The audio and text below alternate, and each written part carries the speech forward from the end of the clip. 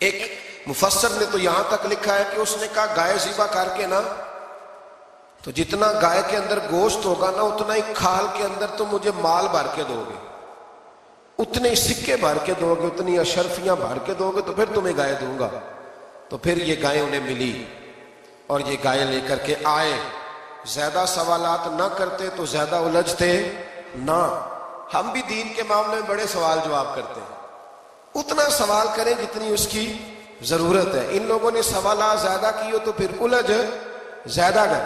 تو میرے بھائی اس کا ذکر بھی اللہ تبارک و تعالیٰ نے پہلے پارے کے اندر بیان فرمایا۔ پھر اللہ کریم نے فرمایا کہ کچھ ایسے لوگ بھی ہیں یہودیوں میں سے جن کا دعویٰ ہو گیا ہے کہ ہم اللہ کے بڑے پیارے ہیں۔ فرمایا یہ صرف ان کے منہ کی باتیں ہیں، یہ تو قیامت میں پتہ چلے گا نا کہ اللہ کا پیار کس کے ساتھ زیادہ ہے۔ اور پھر یہ بھی یہودیوں نے دعویٰ کیا ہے، اسی پارے میں اللہ فرماتے ہیں کہ ان کا دعویٰ ہے کہ ہم اللہ کے بڑے پیارے ہیں، جنت میں ہم ہی جائیں گے۔ تو اللہ فرماتے ہیں پھر مرنے کی دعا تو کرو، جنت میں تو مر کے جانا ہے نا۔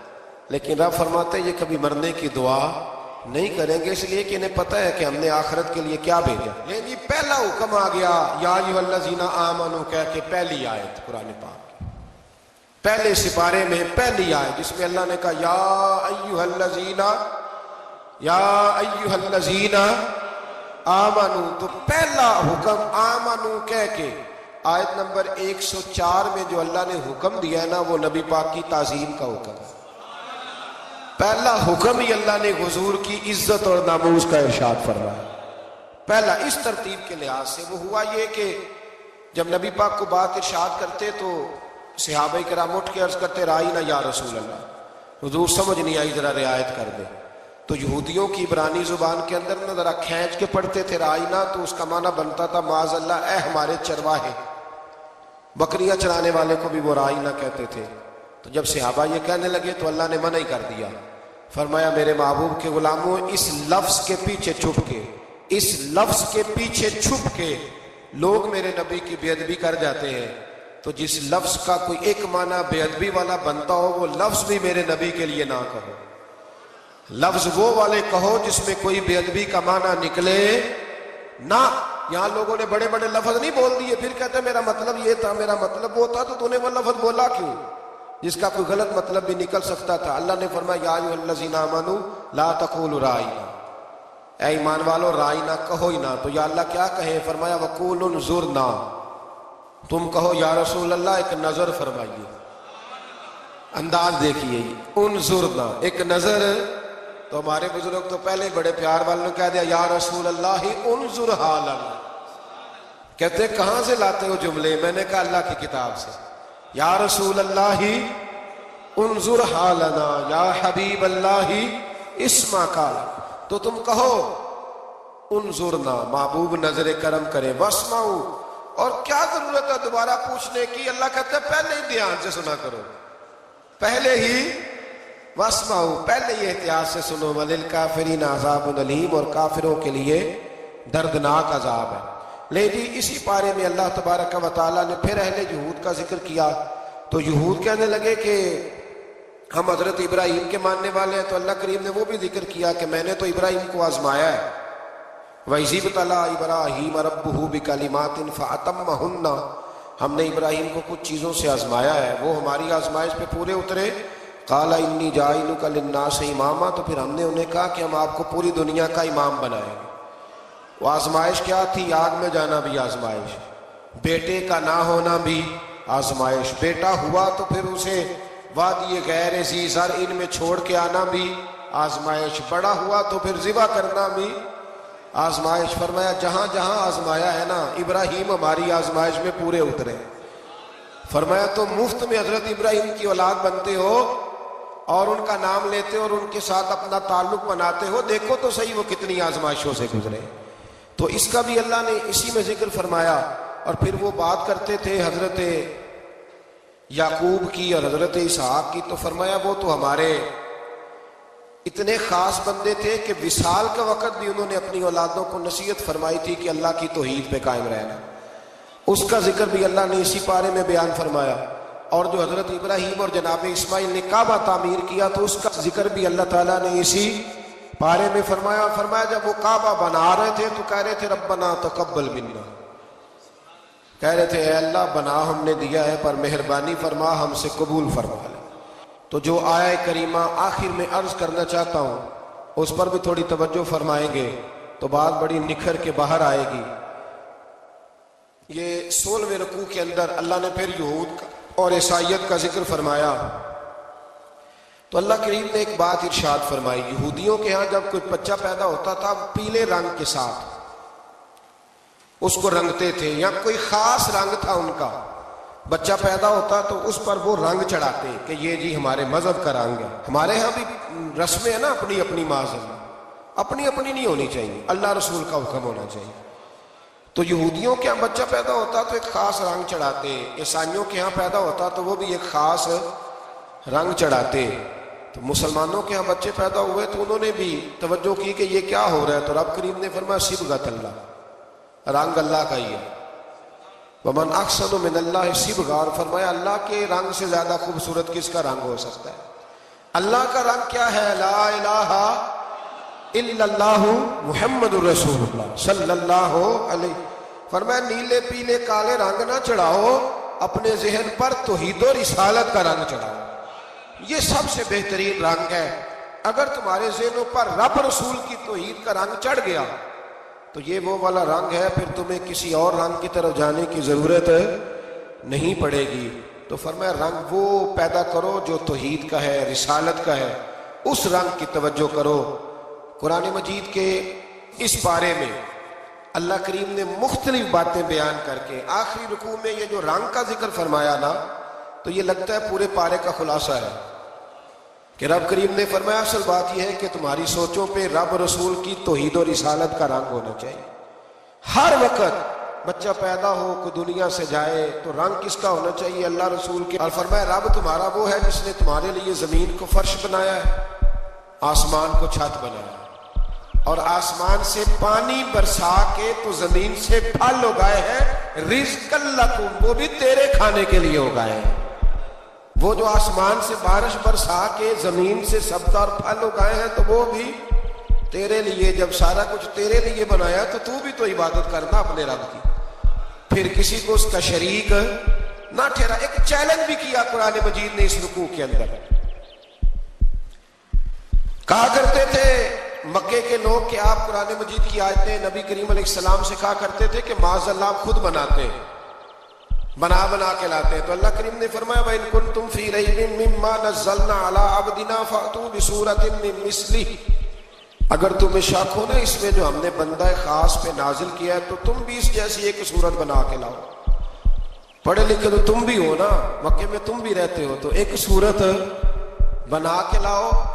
قرآن مجید ہم سے چھینا گیا ہے سازش کے تحت، اس لیے کہ جس قوم کو قرآن آ جاتا ہے نا پھر کوئی کافر اس کا مقابلہ نہیں کر سکتا۔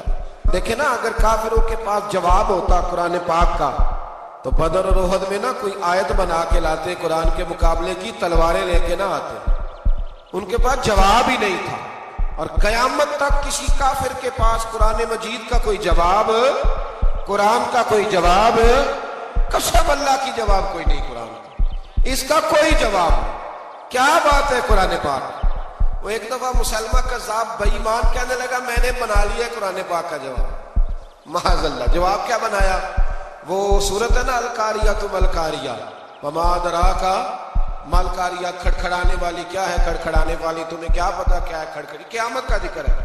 کہنے لگا میں نے اس جیسی صورت بنا لیا، تو کیا بنایا؟ الفیل ملفیل وما ادراک ما الفیل۔ کہنے لگا ہاتھی، تمہیں کیا پتا کیا ہاتھی، تم کیا جانو کیا ہاتھی۔ تو پاس جو اس کے اپنے بیٹھے تھے نا چیلے، کہنے لگے چپ کر جا، سارے زمانے کو پتا ہے ہاتھی کیا ہوتا ہے۔ تو پاگل ہے، اس کے دو کان ہوتے ہیں، ایک سونڈ ہوتی ہے، چار اس کے پیر ہوتے ہیں۔ بیوقوف آدمی قرآن کا مقابلہ کرنا ہے تو وہ چج کے ساتھ کر، پاگلوں کی طرح مقابلہ کرے گا، جوتے کھائے گا بھی ہمیں بھی پڑھوائے گا۔ تو قرآن مجید کا کوئی مقابلہ کر سکا؟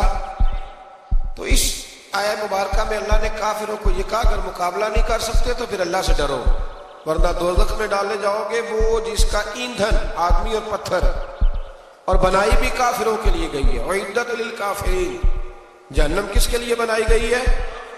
کافروں اور منافقوں کے لیے۔ مسلمانوں کے لیے بنائی گئی، مسلمان مرضی سے چھلانگے لگائیں تو ان کی موج ہے، ورنہ ان کے لیے جہنم، ان کے لیے اللہ نے جنت بنائی ہے۔ اور یہ بات کرتے ہی رب کریم نے فرمایا اے محبوب علیہ الصلوۃ والسلام مومنوں کو خوشخبری دے دے کہ اللہ نے ان کے لیے جنت بنائی ہے، اس میں باغات ہیں، انہیں رزق دیا جائے گا کھانے کے لیے، اور اس میں انہیں پاکیزہ بیویاں دی جائیں گی، اور پھر وہ اس میں ہمیشہ رہیں گے، انہیں اس سے نکالا نہیں جائے گا۔ آگے جو آیات کریمہ ہے نا اس کے اندر اللہ تبارک و تعالیٰ نے فرمایا ہے کہ اللہ حیا نہیں کرتا سمجھانے کے لیے مچھر کی مثال بھی دینی پڑے۔ فرمایا قرآن سے کچھ لوگ ہدایت حاصل کرتے ہیں اور کچھ گمراہ ہو جاتے ہیں۔ جب لوگ اپنی مرضی کی تشریحات چاہتے ہیں تو گمراہ ہوتے ہیں، اور جب قرآن کو رسول اللہ صلی اللہ علیہ وسلم اور امت مسلمہ کی تشریحات کی روشنی میں سمجھتے ہیں تو پھر اللہ ہدایت عطا فرماتا ہے۔ پھر اللہ تبارک و تعالیٰ نے آگے ارشاد فرمایا حضرت آدم کی پیدائش کا واقعہ۔ مفسرین نے لکھا اللہ نے مشورہ کیا تھا فرشتوں سے، وَإِذْ قَالَ رَبُّكَ لِلْمَلَائِكَةِ إِنِّي جَاعِلٌ فِي الْأَرْضِ خَلِيفَةً، لیکن کچھ مفسرین کہتے ہیں کہ اللہ کو ضرورت نہیں فرشتوں سے مشورہ کرنے کی۔ اللہ نے فرشتوں سے مشورہ نہیں کیا بلکہ رب نے انہیں آگاہ فرمایا تھا کہ میں لگا ہوں زمین پہ اپنا نائب بنانے، میں خلافت دینے لگا ہوں زمین پہ۔ اب یہ تو دینے والے کی مرضی ہے نا اس نے کس کو دینی ہے، یہ تو دینے والے کی مرضی ہے نا اس نے۔ تو کچھ لوگ کہتے ہیں کہ دینے والے سے زیادہ ہمیں پتہ ہے، تو فرشتوں کو بھی یہ اجتہادی خطا ہو گئی، کہنے لگے یا اللہ اسے نہ بنانا، یہ فساد کرے گا، یہ خون ریزیاں کرے گا۔ تو اللہ نے فرمایا جو میں جانتا ہوں وہ تم، اللہ اکبر۔ امام راضی فرماتے جب رمضان آتا ہے تو اللہ فرشتوں سے کہتا ہے ذرا یہ کھول کے دروازے دیکھو نا یہ زمین پہ کیا کر رہے ہیں، تم تو کہتے تھے فساد کریں گے اور یہ سارے تراویح پڑھ رہے ہیں، تم تو گویا کہتے تھے فساد کریں گے اور یہ تو دیکھو گویا رمضان کے روزے رکھ رہے ہیں، یہ تو میری یاد میں نکلے ہوئے ہیں۔ تم کچھ کہتے تھے اور دیکھو میں نے تمہیں کہا تھا نا جو میں جانتا ہوں وہ تم۔ اللہ نے پھر حضرت آدم علیہ السلام کو تمام زمانے کے علوم عطا کیے، علم سکھا لیا۔ تو فرشتوں سے کہا تم بھی ان چیزوں کے نام بتاؤ، تو وہ بتا سکے نہیں۔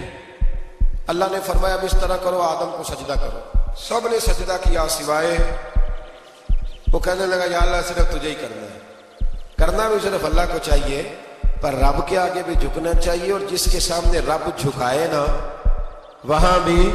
اور یہ جو عاجزی ہے نا، یہ جو جھکنا ہے یہ علم کے آگے ہے۔ ہماری مصیبت یہ ہے کہ ہم علم کے آگے بھی گردن جھکانے کو تیار نہیں ہوتے، وہاں بھی ہم خود عالم فاضل بن جاتے۔ تو فرمایا کہ سب سے کہا سجدہ کرو، سب نے سجدہ کیا سوائے ابلیس کے۔ تو پھر ہوا کیا وکان من الکافرین، وہ کافروں میں سے ہو گیا۔ پھر اللہ نے حضرت آدم کو اور جناب حوا کو نا مقام دے دیا جنت میں رہنے کے لیے، اور کہا سارا کچھ کھانا، درخت کے قریب نہ جانا۔ ابھی آپ کسی سے کہہ دیں تھوڑا سا کہ پیچھے نہ دیکھنا، یعنی اگر میری سمجھ لے ادب کی وجہ سے کوئی 1.5-2 منٹ یا 6 منٹ نہیں بھی نہ دیکھے گا تو سوچے گا ضرور کہ پتہ نہیں اب پیچھے کیا ہے، مصیبت کیا ہے۔ یعنی آپ کہہ کے دیکھ لیں کسی کو، پیچھے نہ دیکھنا فطرت ہے نا انسان کی، وہ جستجو کرتا ہے، کہا اس درخت کے پاس نہ جانا۔ تو حضرت حوا سلام اللہ علیہ کہتے ہیں دل میں خیال رہتا تھا کہ آخر ہے کیا درخت کے پاس۔ یہی انسان کا عقیدہ توحید ہے کہ جہاں سے رب منع کر دے وہاں وہ منع ہو جائے، اور یہ ان کی خطا نہیں تھی، یہ اللہ کی حکمت تھی، چونکہ رب نے تو پہلے کہہ دیا تھا بنایا ہی زمین کے لیے، تو یہ تو سارا کچھ ہونا تھا تو زمین پہ آنا تھا نا۔ تو حضرت حوا اور جناب آدم کے پاس شیطان آیا، اب اس کو نکال تو دیا تھا پر ابھی اس کا جنت میں آنا جانا بند نہیں ہوا تھا، یہ بھی اللہ کی حکمت تھی۔ تو وہ کہنے لگا تمہیں پتہ ہے بعد میں مر جاؤ گے۔ تو حضرت حوا کہنے لگی کیا موت بھی آئے گی؟ کہاں، اس کی تکلیف بھی بڑی ہوگی، تو پھر بچیں گے کیسے؟ تو کہنے لگے پھل کھا لو اس درخت کا۔ تو بچنے کے لیے پھل کھایا تھا۔ جس طرح لوگ آج بہت سارے کام بچنے کے لیے کرتے ہیں پر بچ سکتے، بچنے کے لیے پھل کھایا تو اللہ نے فرمایا زمین پہ چلے جاؤ۔ تو حضرت آدم زمین پہ آئے، پھر